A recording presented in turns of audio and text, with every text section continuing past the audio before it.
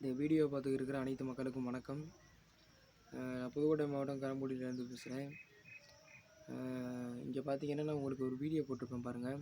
அந்த வீடியோ வந்து இங்கே நம்ம இதில் வந்து குறி பார்த்துக்கிட்டு இருக்கிறாரு கரம்பக்குடி. நல்லா அருமையாக பார்க்குறாரு.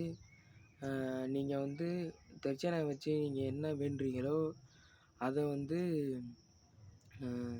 நீங்கள் மனசில் நினச்சதை ஒரு அவராக சொல்லி உங்களை கூப்பிடுவார். இந்த இதுக்காக வந்த ஆள் நீங்களா அப்படின்னு சொல்லி கூப்பிடுவார். அந்த மாதிரி ஒருத்தர் குறி பார்த்துக்கிட்டு இருக்கிறாரு.